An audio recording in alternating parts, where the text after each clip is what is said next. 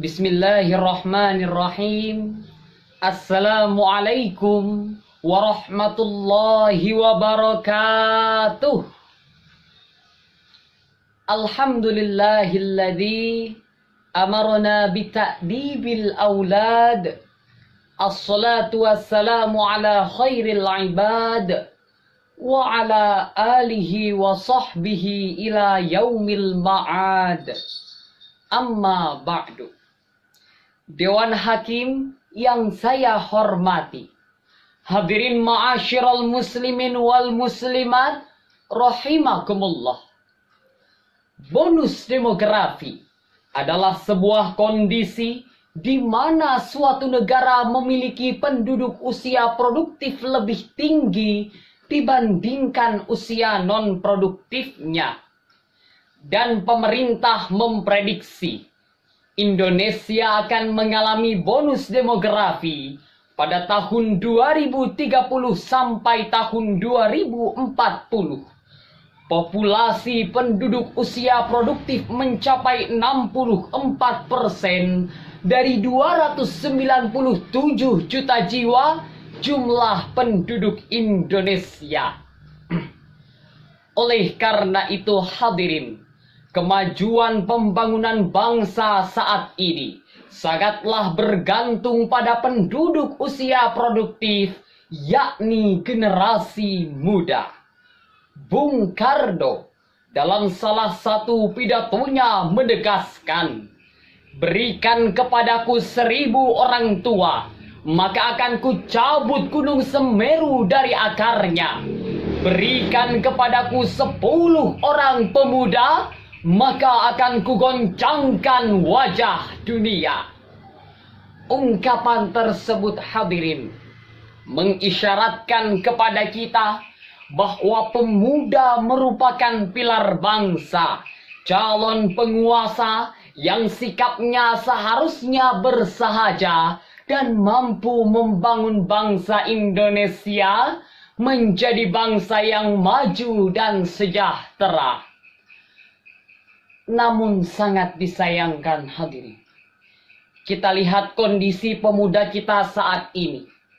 Banyak dari mereka yang menjadi pengangguran.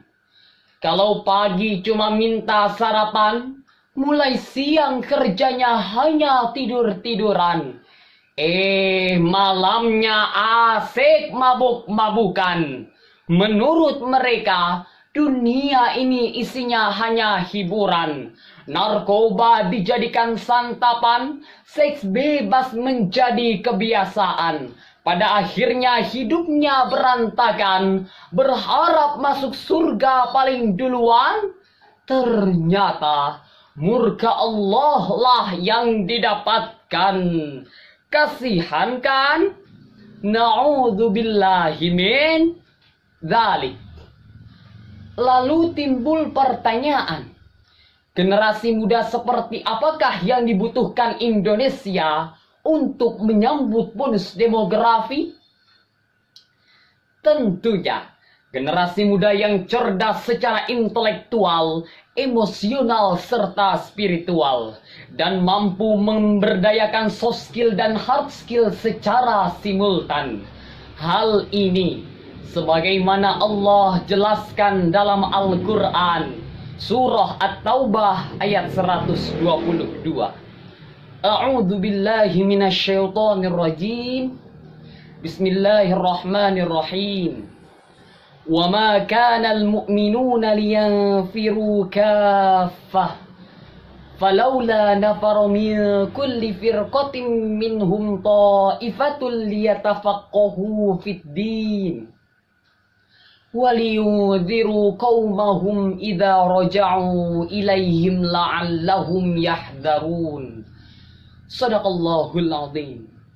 Yang artinya, dan tidak sepatutnya orang-orang mukmin itu semuanya pergi ke medan perang.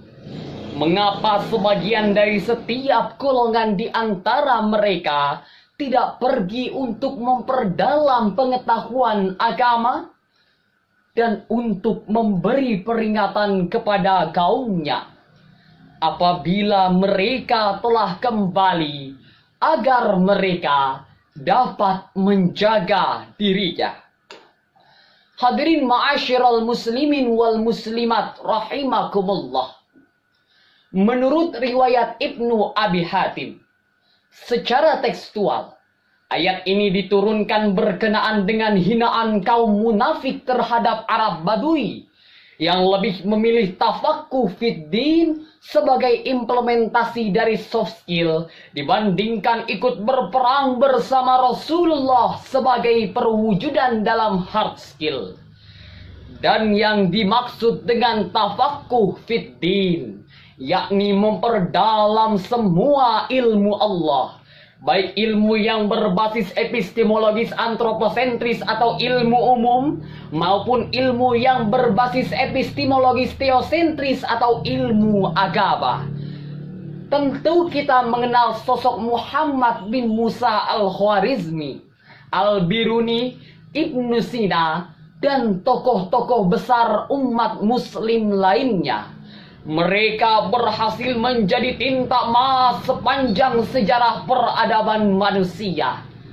Dengan kualitas soft skill yang mapan dan hard skill yang profesional. Namun kita patut khawatir. Karena tinta emas kini telah berubah menjadi tinta kelam. Jika kita perhatikan, negara muslim saat ini mayoritas adalah negara berkembang, termasuk Indonesia, yang pada umumnya dicerminkan oleh 5 kemiskinan secara simultan, yakni miskin ilmu, miskin metodologi, miskin informasi, miskin ekonomi, dan yang terakhir ada yang tahu, yakni miskin budi pekerti.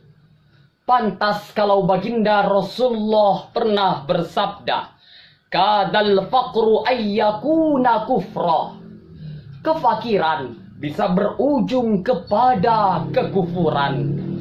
Oleh karena itu hadirin, berdasarkan bimbingan Al-Quran, hal yang tepat dalam menyiapkan generasi muda Indonesia untuk menyambut bonus demografi, yakni dengan menyeragamkan soft skill dan hard skill, dengan perhitungan hard skill yang mapan dan soft skill yang tidak diragukan, agar kelak Indonesia menjadi bangsa yang besar dan siap menyambut bonus demografi dengan benar.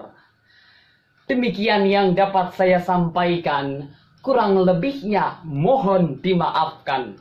Wallahul muwafiq ila aqwamit thariq. Wassalamualaikum warahmatullahi wabarakatuh.